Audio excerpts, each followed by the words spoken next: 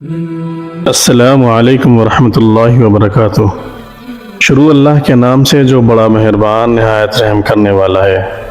ناظرین، آج سے کروڑوں سال پہلے اللہ تبارک و تعالیٰ نے اس کائنات کو تخلیق فرمایا اور پھر حضرت آدم علیہ السلام کے ذریعے اس کائنات کے اندر انسانی زندگی کی بنیاد رکھی۔ اس طرح اللہ تعالیٰ نے اس روئے زمین پر بے شمار قوموں کو آباد فرمایا اور ان قوموں کی طرف اپنے بے شمار انبیاء کرام کو مبعوث فرمایا۔ ہر ایک قوم کی طرف انبیاء کرام ان کی رشد و ہدایت کے لیے تشریف لائے، یہاں تک کہ 1,24,000 کم و بیش انبیاء کرام اس روئے زمین پر جلوہ افروز ہوئے۔ پھر اللہ تعالیٰ نے اپنے پیارے حبیب حضرت محمد صلی اللہ علیہ وسلم پر نبوت کا دروازہ بند کر دیا۔ اب قیامت تک اس دنیا میں کوئی بھی نبی تشریف نہیں لائے گا۔ پیارے دوستو، اس طرح بے شمار انبیاء کرام اپنے اپنے وقت میں اپنی اپنی قوموں کی طرف آئے اور دنیا سے واپس چلے گئے، لیکن 4 انبیاء کرام ایسے ہیں جو آج بھی زندہ ہیں اور آج بھی لوگوں کی مدد کر رہے ہیں اور ان کو ہدایت کی طرف بلاتے ہیں۔ یہ 4 انبیاء کرام کون کون سے ہیں؟ اللہ تعالیٰ نے انبیاء کرام کو کس وجہ سے زندہ رکھا ہے اور ان کے زندہ رہنے کی کون سی وجوہات ہیں؟ اگر آپ ایسی ہی اسلامک اور معلومات سے بھرپور ویڈیو دیکھنا پسند کرتے ہیں تو ہمارا چینل اسلامک ڈیجیٹل ہب کو لازمی سبسکرائب کریں اور ساتھ میں لگے بیل آئیکن کو ضرور پریس کریں۔ پیارے دوستو، مختلف روایات اور حدیث نبی کی روشنی میں 4 ایسے انبیاء کرام کا ذکر ملتا ہے جن کو اللہ تعالیٰ نے آج بھی زندہ رکھا ہوا ہے۔ یہ 4 نبی کب تک زندہ رہیں گے؟ پیارے دوستو، پہلے نبی جن کو اللہ تعالیٰ نے موت نہیں دی، جن کے زندہ رہنے کا ذکر قرآن پاک میں بھی ملتا ہے، وہ حضرت عیسیٰ علیہ السلام ہے۔ حضرت عیسیٰ علیہ السلام نے نبوت کا اعلان کیا اور انہوں نے اپنے ارد گرد کے لوگوں کو جمع کیا اور ان کو جمع کر کے بتایا کہ میں اللہ تعالیٰ کی طرف سے بھیجا گیا نبی ہوں اور میں دعوت حق دینے کے لیے مبعوث ہوا ہوں۔ لیکن جس قوم کی طرف اللہ تعالیٰ نے حضرت عیسیٰ علیہ السلام کو مبعوث فرمایا وہ قوم یہودی تھی، اور ان کی کتابوں میں واضح لکھا ہوا تھا کہ اللہ تعالیٰ کا ایک نبی آئے گا جو یہودیوں کے دین کو ختم کر دے گا، اور ڈر کی وجہ سے یہودیوں نے حضرت عیسیٰ علیہ السلام کو قتل کرنے کا منصوبہ بنایا۔ اگر حضرت عیسیٰ علیہ السلام زندہ رہے تو ہمارے دین کو ختم کر دیں گے۔ چنانچہ حضرت عیسیٰ علیہ السلام اللہ تعالیٰ کے حکم کے مطابق ان یہودیوں کو دین حق کی طرف بلاتے رہے اور دعوت حق دیتے رہے، لیکن وہ بدبخت قوم آپ پر ایمان نہ لائی اور آپ کو جھٹلاتی رہی اور آپ پر طعنہ کشی کرتی رہی۔ جب حضرت عیسیٰ علیہ السلام کو یقین ہو گیا کہ یہ لوگ میری کسی بات کا یقین نہیں کریں گے اور اسی جہالت پر رہیں گے، تو ایک دن حضرت عیسیٰ علیہ السلام نے سب یہودیوں کو اکٹھا کیا اور ان سب سے کہا کہ آپ لوگوں میں سے کون ہے جو اللہ تعالیٰ کے دین پر ایمان لاتا ہے؟ تو ان میں سے تقریباً 12 یا 19 لوگ ایسے تھے جنہوں نے اس بات کا اقرار کیا کہ ہم اللہ تعالیٰ کی وحدانیت پر ایمان لاتے ہیں، اور کہا کہ ہم مسلمان ہوئے اور یقیناً آپ ہماری بخشش کا ذریعہ بنیں گے۔ اور ان خوش نصیب لوگوں کے علاوہ باقی لوگوں نے اسلام قبول نہ کیا اور حضرت عیسیٰ علیہ السلام کو اس طرح جھٹلاتے رہے اور اپنے سابقہ دین یعنی یہودیت پر قائم رہے۔ چنانچہ جب یہ چند لوگ حضرت عیسیٰ علیہ السلام پر ایمان لائے تو یہودیوں نے دیکھا لوگ اسی طرح حضرت عیسیٰ علیہ السلام پر ایمان لاتے رہے تو ہمارا دین تو ختم ہو جائے گا، کیوں نہ حضرت عیسیٰ علیہ السلام کو دعوت حق دینے سے روکا جائے۔ اور اس طرح تمام یہودیوں نے آپس میں مشاورت کے بعد حضرت عیسیٰ علیہ السلام کو قتل کرنے کا منصوبہ بنا لیا۔ چنانچہ یہودیوں نے ایک تتیانوس نامی شخص کو مقرر کر دیا کہ حضرت عیسیٰ علیہ السلام کو قتل کر دے۔ ادھر جب تتیانوس حضرت عیسیٰ علیہ السلام کے پاس ان کو قتل کرنے کے ارادے سے جا رہا تھا تو اللہ تعالیٰ نے اپنے فرشتے کو حکم دیا کہ جاؤ اور حضرت عیسیٰ علیہ السلام کو آسمانوں کی طرف اٹھا کر لے آؤ۔ اور وہ فرشتہ اللہ تعالیٰ کے حکم کی تکمیل کرتے ہوئے حضرت عیسیٰ علیہ السلام کے پاس گیا اور حضرت عیسیٰ علیہ السلام کو اپنے ساتھ آسمانوں کی طرف لے آیا۔ جب آپ آسمان کی طرف پہنچے تو آپ کی ملاقات آپ کی والدہ حضرت مریم سے ہوئی۔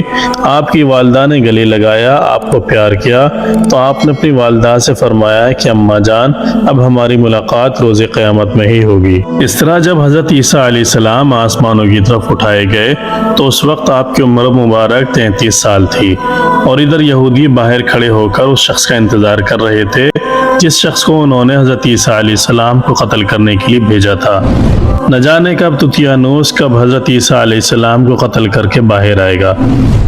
ادھر جب کافی دیر ہو گئی تو وہ شخص واپس نہ آیا تو اس وقت تمام یہودی حضرت عیسیٰ علیہ السلام کے گھر کی طرف گئے اور آخر دیکھیں تو صحیح ماجرا کیا ہے۔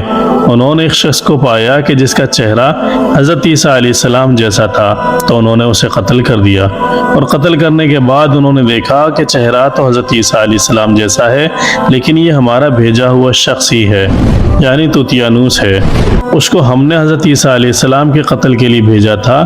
یہ ماجرا دیکھ کر تمام یہودی پریشان ہو گئے اور دو گروہوں میں تقسیم ہو گئے، اور تمام یہودی آپس میں لڑنے اور جھگڑنے لگے، اور اس لڑائی میں بہت سے یہودیوں کا قتل عام ہوا۔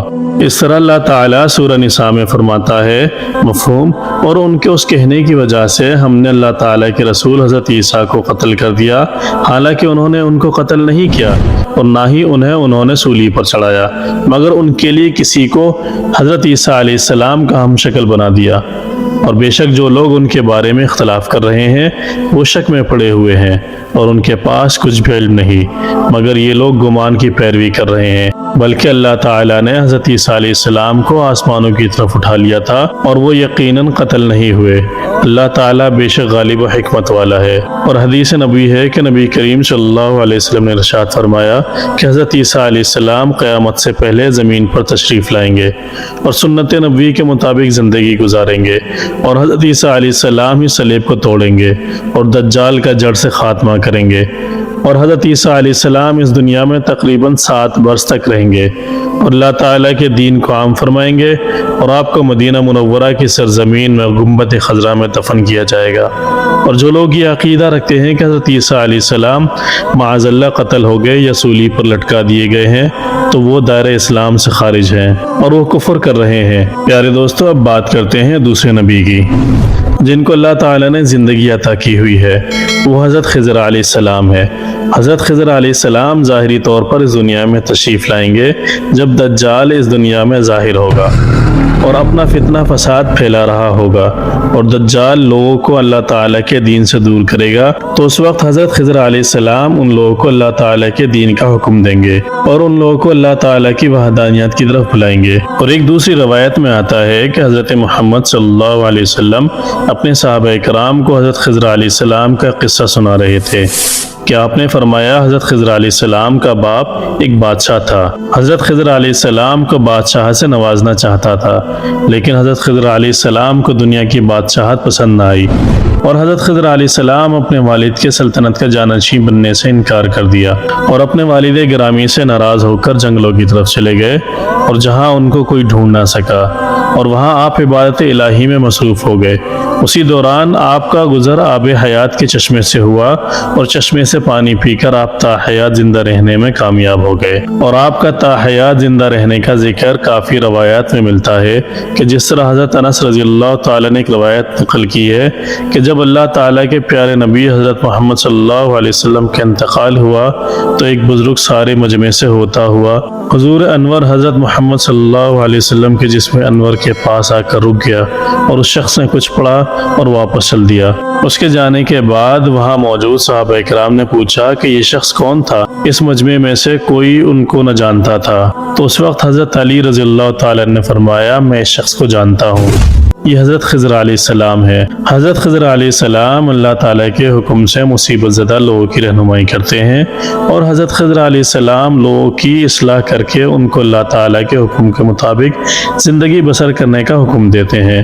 اور خضر علیہ السلام بہت ہی نیک اور خدا ترس انسان ہے، اور بعض روایات کے اندر حضرت خضر علیہ السلام کا ذکر حضرت ذوالقرنین رضی اللہ تعالیٰ عنہ کے ساتھ بھی ملتا ہے۔ ناظرین، حضرت عیسیٰ علیہ السلام اور حضرت خضر علیہ السلام کے بعد تیسرے نبی کا ذکر قرآن مجید میں 2 جگہ موجود ہے، وہ حضرت الیاس علیہ السلام ہے۔ جس طرح کے تفاسیر میں بیان کیا گیا ہے کہ حضرت الیاس علیہ السلام کو ایک نورانی گھوڑے پر بٹھا کر آسمانوں کی طرف لے جایا گیا، جس طرح حضرت انس رضی اللہ تعالیٰ روایت کرتے ہیں اور فرماتے ہیں، میں اور حضرت محمد صلی اللہ علیہ وسلم ایک پہاڑ سے گزر رہے تھے، اور وہاں سے گزرتے ہوئے ایک آواز سنائی دی کہ اللہ تعالیٰ مجھے بھی حضرت محمد صلی اللہ علیہ وسلم کا امتی بنا دے۔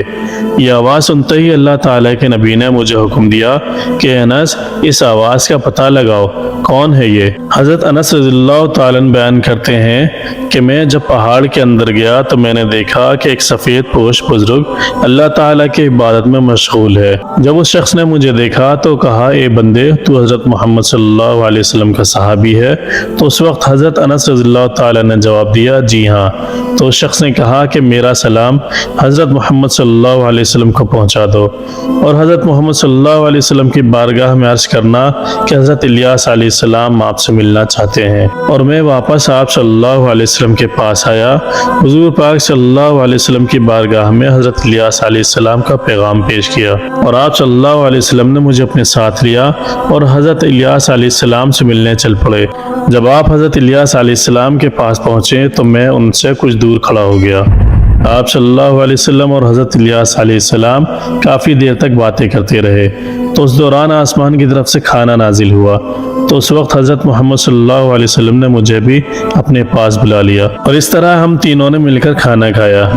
اور جب کھانا ختم ہوا اور میں نے دیکھا کہ ایک پرندہ آسمان سے نیچے کی طرف آ رہا ہے، اور وہ پرندہ حضرت الیاس علیہ السلام کے پاس گیا، اور حضرت الیاس علیہ السلام اس پرندے پر سوار ہوئے اور آسمانوں کی طرف چلے گئے۔ اور بعض علماء کرام نے لکھا ہے کہ حضرت الیاس علیہ السلام اور حضرت خضر علیہ السلام ہر رمضان میں بیت المقدس میں تشریف لاتے ہیں اور وہاں پر روزہ رکھتے ہیں اور حج کے موقع پر حج ادا کرتے ہیں، اور دونوں نبی مختلف مقامات پر مصیبت زدہ انسانوں کی مدد کرتے ہیں۔ اور پیارے دوستو، بات کرتے ہیں چوتھے نبی کی جو آج بھی زندہ ہیں، اور وہ حضرت ادریس علیہ السلام ہے، جن کے زندہ ہونے کی بھی روایات ملتی ہیں۔ جس طرح سورہ مریم میں اللہ تعالیٰ نے ارشاد فرمایا ہے کہ وہ نیک اور پرہیزگار انسان اور نبی تھے، اللہ تعالیٰ نے حضرت ادریس علیہ السلام کو جنت کی طرف اٹھا لیا تھا۔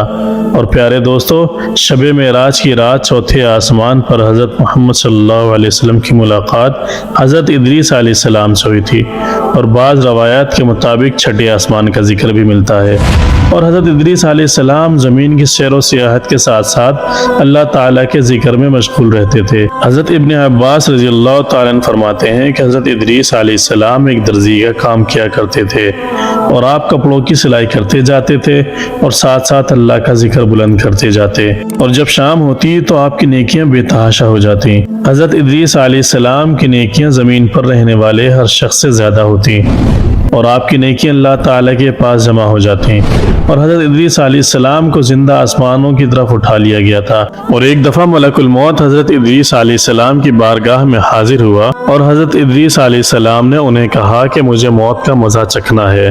چنانچہ آپ کے کہنے پر ملک الموت نے آپ کی جان نکال لی، اور پھر اللہ تعالیٰ کے حکم سے آپ کو زندہ کر دیا گیا۔ آپ نے فرشتے سے درخواست کی کہ میں دوزخ کو دیکھنا چاہتا ہوں، اور پھر آپ کو دوزخ میں لے جایا گیا، وہاں کی سیر کروائی گئی۔ پھر آپ نے جنت کا ارادہ کیا، اور پھر آپ کو جنت کی سیر کروائی گئی۔ جب آپ کو جنت میں داخل کر دیا گیا تو حضرت ادریس علیہ السلام نے فیصلہ کیا کہ اب میں یہیں رہنا پسند کروں گا۔ چنانچہ فرشتے نے کہا کہ آپ اپنے مقام کی طرف واپس چلے جائیں۔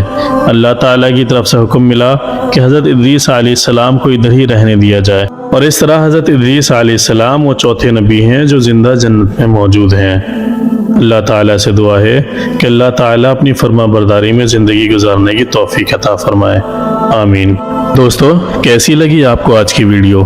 کامنٹ میں اپنی رائے کا اظہار ضرور کریں۔ اگر آپ کو یہ ویڈیو اچھی لگی تو اس ویڈیو کو بھرپور لائک اور شیئر کریں۔ اگر آپ مستقبل میں بھی ایسی معلوماتی ویڈیو سے باخبر رہنا چاہتے ہیں تو ہمارا چینل اسلامک ڈیجیٹل ہب کو لازمی سبسکرائب کریں، اور ساتھ میں لگے بیل آئیکن کو ضرور پریس کریں تاکہ آپ تک مستقبل میں بھی اسلامی، تاریخی اور دنیا بھر کی دلچسپ معلوماتی ویڈیوز کا نوٹیفیکیشن آپ کو بر وقت پہنچ سکے۔